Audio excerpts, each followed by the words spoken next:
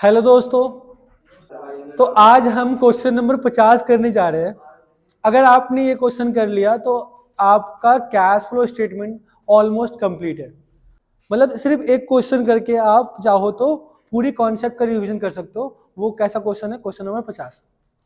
Following is the balance sheet of Sonal limited 31 March 2023 and 31 मार्च 2022। यानी इस question में 23 जो है 2023 हमारा करेंट ईयर है और 2022 हमारा बेस ईयर है। एक बार हम क्वेश्चन रीड कर रहे हैं। सबसे पहले शेयर कैपिटल है 550 से 6 लाख का हो गया। Reserve and surplus, trade payables, short term provisions, non current assets and current assets. ठीक है। अच्छा, आपको याद है क्या सर? करेंट इन्वेस्टमेंट दिख रहा है आपको करेंट एसेट्स के अंदर, ये बताओ कहाँ जाएगा? सर करेंट इन्वेस्टमेंट जो है ये कैश एंड कैश इक्विवेलेंट का पार्ट है, तो ये कहाँ जाएगा? Cash and cash equivalent. Notes account में पहला जो पॉइंट है वो है हमारा शेयर कैपिटल का। इक्विटी शेयर भी है, प्रेफरेंस शेयर भी है, वो भी देख लेंगे हम। इसके अलावा रिजर्व एंड सरप्लस में 3 रिजर्व दिख रहे हैं: सिक्योरिटीज प्रीमियम, जनरल रिजर्व और प्रॉफिट एंड लॉस का बैलेंस, और शॉर्ट टर्म प्रोविजन और प्रोविजन फॉर टैक्स। इसके अलावा भी क्वेश्चन में एडिशनल इंफॉर्मेशन दिया हुआ है। पहला एडिशनल इंफॉर्मेशन है प्रपोज डिविडेंड का। तो हमें पता है कि प्रपोज डिविडेंड कौन सा ईयर का कंसीडर करते हैं हम? प्रीवियस ईयर का। तो प्रीवियस ईयर को ही प्लस करेंगे और प्रीवियस ईयर को ही माइनस करेंगे। इसके बाद मशीन के बारे में एडजस्टमेंट दिया हुआ है, वो भी देख लेंगे हम। फिर डैप का एडजस्टमेंट है, इंटरिम डिविडेंड है और इनकम टैक्स पेड है। तो बेसिकली हमें यहाँ पर क्वेश्चन में 2 अकाउंट बनाने पड़ेंगे। सर कितने अकाउंट बनाने पड़ेंगे? 2। पहला एक मशीन का अकाउंट बनेगा और दूसरा प्रोविजन फॉर टैक्स का अकाउंट बनेगा। दोबारा से सुनो, टोटल क्वेश्चन में कितने अकाउंट बनाने हैं आपको? 2। एक मशीन का और दूसरा प्रोविजन फॉर टैक्स का। सर आपको कैसे पता चला कि 2 अकाउंट बनाने हैं? क्योंकि क्वेश्चन में मैंने बताया था आपको, जिस भी पॉइंट के बारे में आपको एडजस्टमेंट मिलेगा आपको उसका अकाउंट बनाना पड़ेगा। तो आओ हम सबसे पहले अकाउंट बना लेते हैं।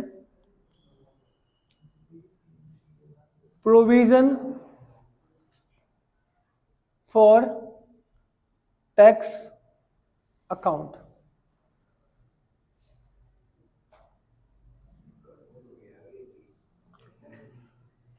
सबसे पहले हम क्या लिखेंगे सर? यहां लिखेंगे by balance BD. Opening figure check करो प्रोविजन फॉर टैक्स का, कितना है बताना। सर 40,000 है। ठीक है, आप लोग प्लीज इधर ध्यान दो। To balance CD, closing balance कितना है प्रोविजन फॉर टैक्स का? 50,000। और मैंने आपको बताया था या तो इसमें हमें निकालना होता टैक्स मेड या फिर टैक्स पेड। तो अगर आप क्वेश्चन पढ़ोगे पॉइंट नंबर 5 पढ़ो एडजस्टमेंट का, इसमें हम लिखा हुआ है इनकम टैक्स पेड, यानी टैक्स पेड दिया हुआ है तो हम क्या निकालेंगे? टैक्स मेड निकाल लेंगे। तो बताओ टैक्स पेड इधर आता है 2 बैंक अकाउंट और टैक्स पेड है 35,000। तो ये हो गया बेटा टोटल 85,000। यहां भी आ गया टोटल 85,000। तो 45,000 का हमारा आ गया प्रोविजन फॉर टैक्स।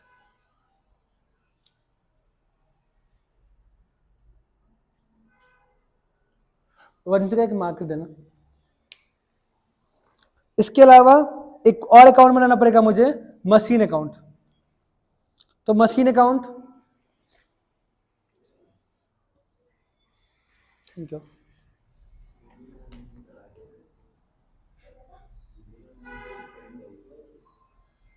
एक बना रहे हैं हम, कौन सा अकाउंट बेटा? Machine account. आप चेक करो,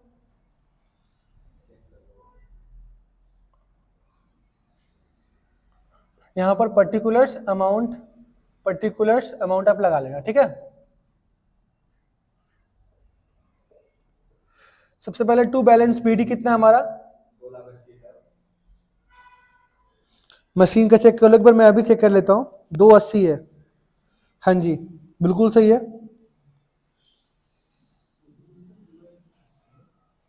और सीडी कितना है हमारा? By balance. कोई बात नहीं, जब हमारे पास कोई ऑप्शन नहीं है तो मैं यही मानूंगा कि यही ओपनिंग है और यही क्लोजिंग है। टोटल कितना है हमारे पास? ये 3,70,000।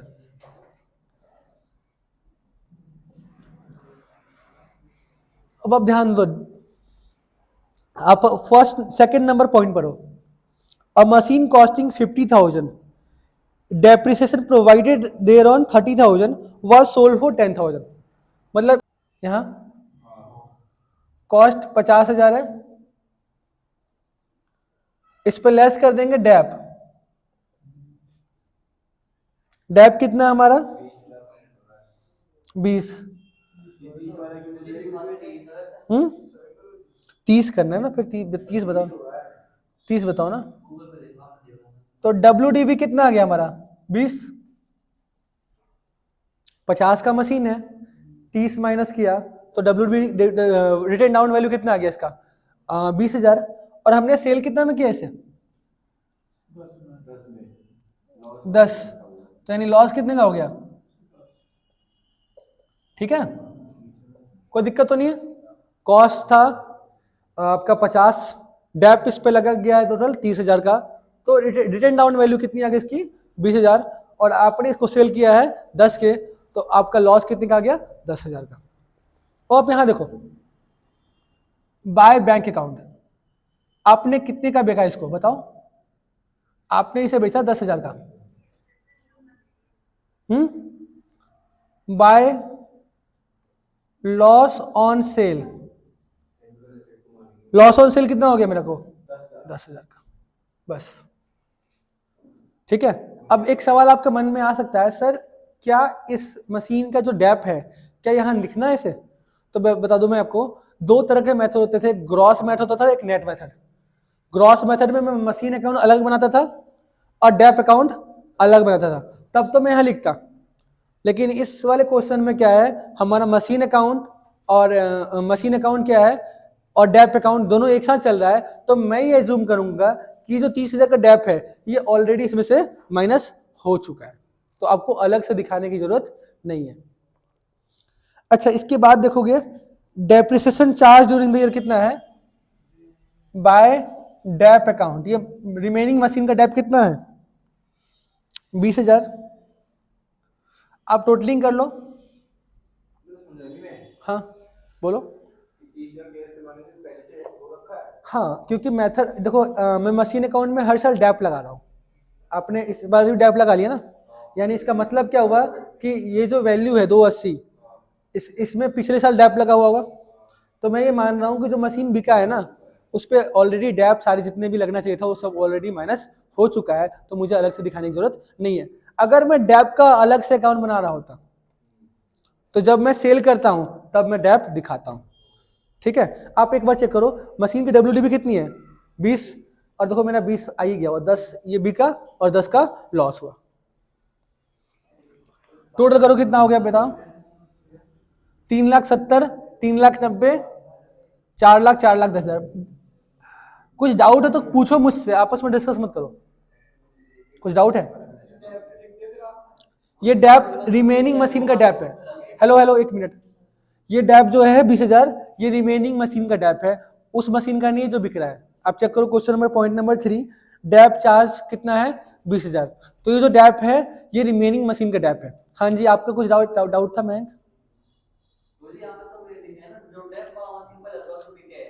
नहीं ऐसा जरूर, हाँ मतलब उस टाइम पे मैं मशीन का अकाउंट अलग बनाता था और एक्यूमुलेटेड डैप का अकाउंट अलग बनता था। तो उस टाइम पे मशीन में ना डैप नहीं चार्ज होता था, मशीन पर डैप तभी चार्ज होता था जब सेल होता था। लेकिन ये वाला कॉन्सेप्ट अलग है, इसमें मशीन के साथ डैप भी लगता है, तो यानी जो मशीन बिका है उस पर हर साल डैप उसमें से माइनस हो चुका है, तो आपको अलग से दिखाने की जरूरत नहीं है। आई होप क्लियर होगा, आपको समझ में आया? आपको भी आया ना? ठीक है, तो यहां पर आ गया 370, 390, 4,00,000, 4,10,000। यहां भी आ गया 4,10,000। लिखेंगे to bank account balancing figure, और कितना है? 130। ये क्या शो कर रहा है? सर ये इंडिकेट कर रहा है कि कितना हमने मशीन इस साल परचेज किया। अगर हमारा बैलेंसिंग फिगर इधर आता है तो इधर आता है या तो सेल या तो डेप, सेल भी हो गया इधर और डेप भी हो गया, ठीक है। अब हमें कोई अकाउंट बनाने की जरूरत नहीं पड़ेगी, अब हम डायरेक्ट क्वेश्चन को शुरू कर सकते हैं। तो चलिए जय श्री राम बोल के क्वेश्चन शुरू करते हैं। Flow statement, cash flow statement. सबसे पहले हम लेंगे, हम बना रहे सबसे पहले cash flow from operating activity.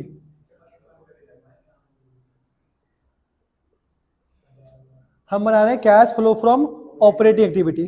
इसमें सबसे पहले हम लेंगे प्रॉफिट एंड लॉस का, नोट नंबर 2 पे आ जाओ।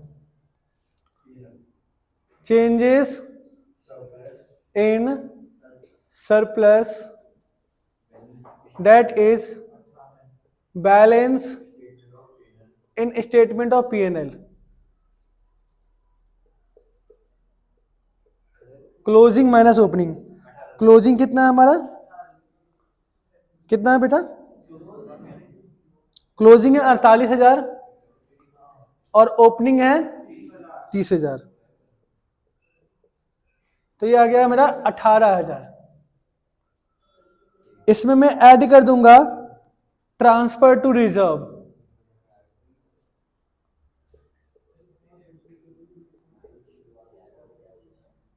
वो कितना ट्रांसफर टू रिजर्व? 30,000।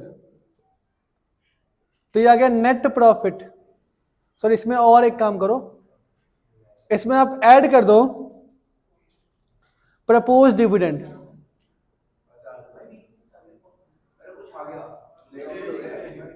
हाँ तो क्या हो गया, इसमें आप ऐड कर दो प्रपोज डिविडेंड। प्रपोज डिविडेंड कितना है हमारा?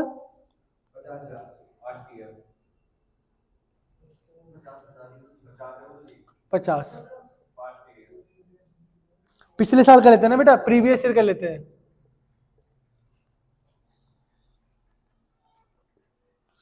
अच्छा, इसके बाद हम ऐड कर देंगे interim dividend. Sir interim dividend क्या होता है? अगर आपने डिविडेंड इसी साल अनाउंस किया और इसी साल पे करते हो, उस डिविडेंड को हम बोलते हैं इंटरिम डिविडेंड। वो कितना है हमारा? 20,000। इसमें आप ऐड कर दो प्रोविजन फॉर टैक्स। ये निकाला था हमने वर्किंग नोट 1 से। कितना आया था ये? 45,000। 45,000। तो ये आ गया हमारा नेट प्रॉफिट, हाँ, before tax and extra ordinary items 1 lakh. अच्छा बेटा, एक डाउट आपके मन में आ सकता है, अगर आपके मन में नहीं आ रहा है फिर आप कहीं ना कहीं गलत हो। क्वेश्चन में प्रपोज डिविडेंड लिखा हुआ है, क्वेश्चन में ये नहीं बोला है कि डिविडेंड इक्विटी शेयर का है या प्रेफरेंस शेयर का। तो मैं ये मानूंगा कि डिविडेंड क्या है, दोनों का है। अगर यहाँ लिखा होता propose dividend of equity share, तो मैं इस क्वेश्चन में प्रेफरेंस शेयर का भी डिविडेंड देता, क्योंकि आपको पता है कि प्रेफरेंस शेयर को डिविडेंड इक्विटी शेयर के बाद मिलता है, सॉरी पहले मिलता है। प्रेफरेंस को डिविडेंड पहले मिलता है, बाद में इक्विटी को मिलता है। तो अगर आपने इक्विटी को डिविडेंड दिया हुआ है, इसका मतलब है आपने प्रेफरेंस को डिविडेंड ऑलरेडी दे रखा है। अब मैं बता रहा हूं, मुझे गुस्सा आ रहा है।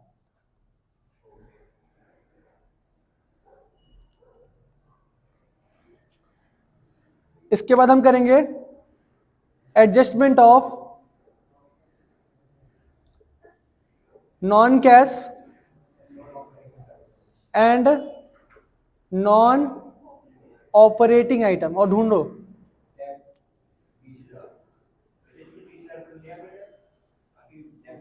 तो इसमें हम सबसे पहले देखते हैं डेप।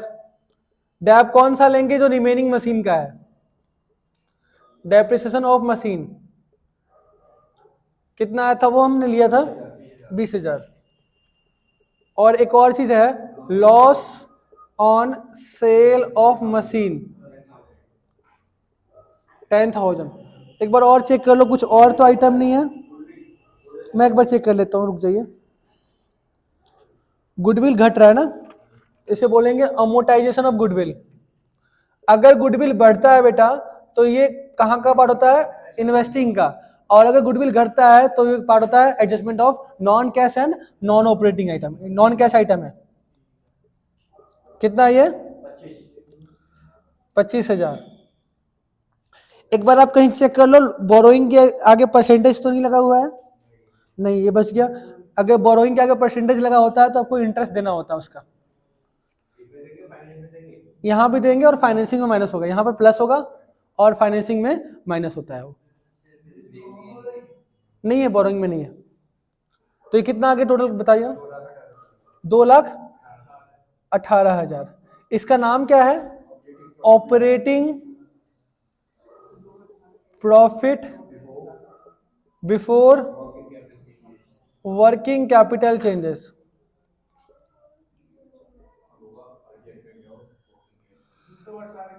प्लस करके 40, 2 लाख और 5 और 10, 15 और 3, 18। अब इसमें करेंगे adjustment of working capital changes.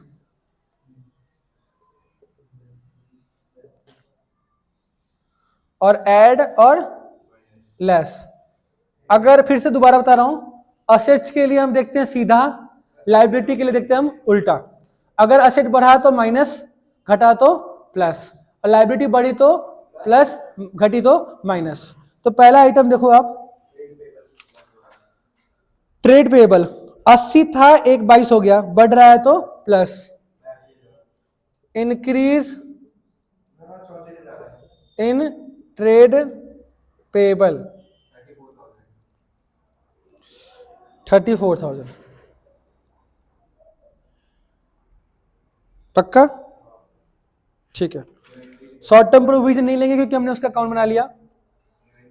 Current investment नहीं लेते हैं। करेंट इन्वेस्टमेंट कहाँ जाता है, कैश एंड कैश इक्विवेलेंट का। सर क्या देखते हैं वर्किंग कैपिटल में, वर्किंग कैपिटल में हम सिर्फ करेंट एसेट्स और करेंट लायबिलिटी देखते हैं।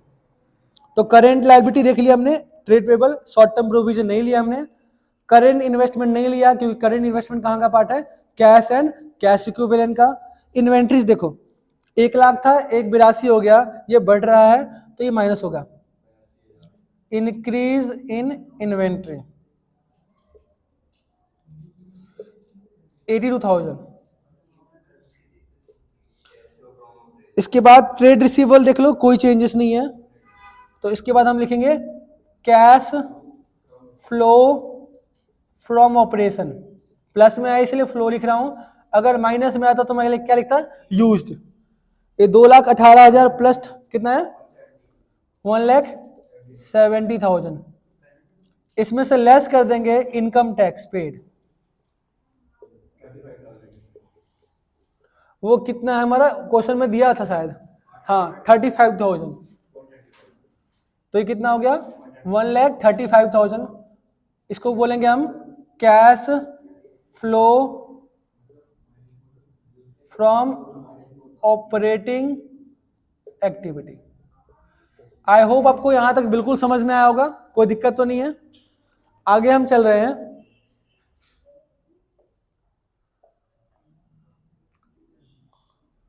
Cash flow from investing activity. और इसमें देखो आप, इन्वेस्टिंग में आओ,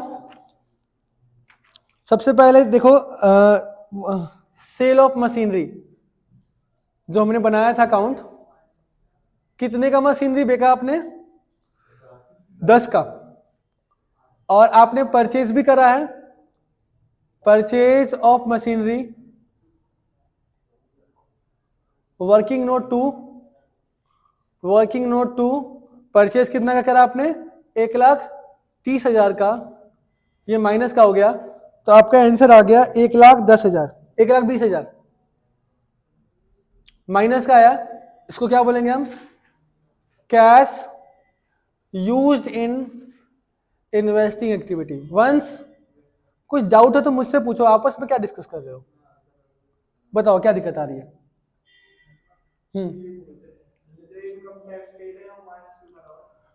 इनकम टैक्स जो हमारा कैश का आउटफ्लो होता है, तो पैसा हमारे पास बिजनेस से जा रहा है, इसीलिए मैंने इसे माइनस किया। ये लास्ट में कैश फ्लो फ्रॉम ऑपरेशन, पूरा बिजनेस का कंप्लीट हो जाता है तब हम लास्ट में इनकम टैक्स पे करते हैं। यहाँ पर एक और आइटम आता है, एक्स्ट्रा ऑर्डिनरी आइटम, मैंने बताया था आपको, शायद आपने मिस कर दिया था स्टार्टिंग की क्लास। तो सबसे लास्ट में जो भी इनकम टैक्स पेड है या फिर एक्स्ट्रा ऑर्डिनरी आइटम्स है, उसका ट्रीटमेंट होता है सबसे लास्ट में।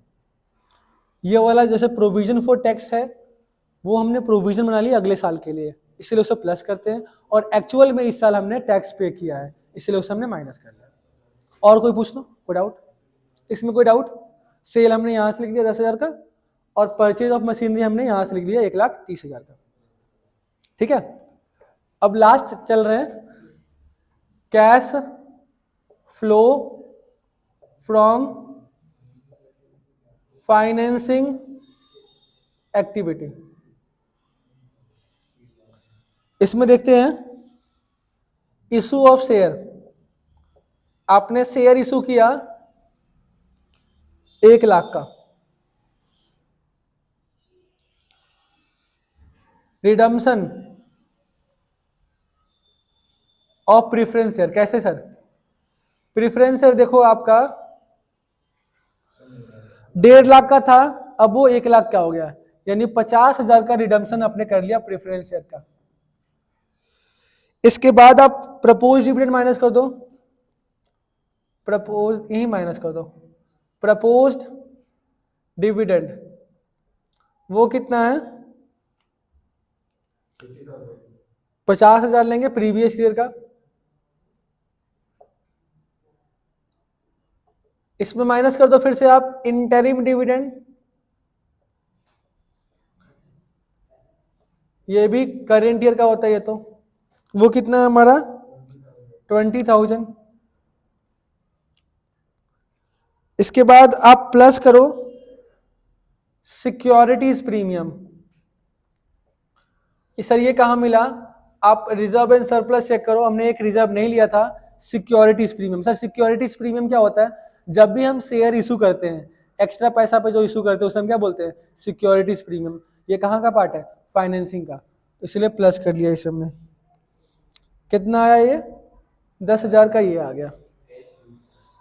इसके अलावा और कोई आइटम आ सकता है? हाँ जी, एक आइटम और आएगा शायद। नहीं, अब कोई आइटम नहीं आ सकता, बट फिर भी मैं क्रॉस चेक कर लेता हूं कि गलती ना हो। अकॉर्डिंग टू मी अब कोई आइटम नहीं आने वाला है। तो 1,00,000 प्लस का, 1,10,000 प्लस का और माइनस का 1,20,000, यानी 10,000 माइनस का आ गया। सही है? इसे हम बोलेंगे कैश यूज्ड इन फाइनेंसिंग एक्टिविटी। कोई दिक्कत? इसके बाद हमें नेट कैश फ्लो निकालना होता है। क्या निकालना होता है बेटा? Net cash flow. तो चेक करो, यहां 1,35,000 ऑपरेटिंग में है, इन्वेस्टिंग में 1,20 और इसमें 10, टोटल 1,30 माइनस का और 1,35 प्लस का, यानी 5,000 क्या आ गया मेरा? प्लस का। तो इसे लिखेंगे net cash flow from all activity.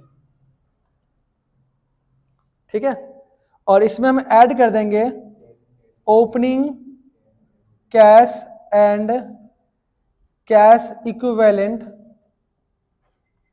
वो कितना है चेक करो, सॉरी 81,000 आई गेस। हाँ जी 81,000। और इसमें हम एक और चीज ऐड करेंगे बेटा, करेंट इन्वेस्टमेंट। करेंट इन्वेस्टमेंट कितना है हमारा? 15,000 है, चेंज नहीं लेते हैं हम इसमें, ध्यान रखो। हाँ, तो ये कितना आ गया मेरा? 5 और 1 6, 5 11 का 1 कैरी 1,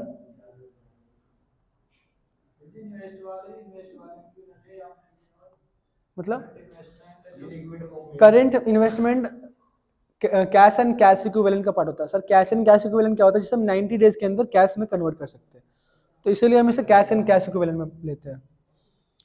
5 और 1 6, 5 11, 8 1 9 और 1 10, 1,01,000 आया। चेक करो तो closing cash and cash equivalent. अच्छा आप चाहो तो इसे आप आंसर से मैच कर सकते हो। आपका closing cash and cash equivalent कितना है देखो तो 91,000 है, और क्लोजिंग करंट इन्वेस्टमेंट कितना है 10,000। तो अगर आप दोनों को प्लस करते हो तो ये आपका 1,01,000 आएगा, जो कि बिल्कुल सही है। यानी हमारा ये क्वेश्चन कंप्लीट हुआ। अगर आपको क्वेश्चन समझ में आया तो प्लीज अपना वैल्यूएबल फीडबैक जरूर दीजिएगा, इट गिव्स मी मोटिवेशन।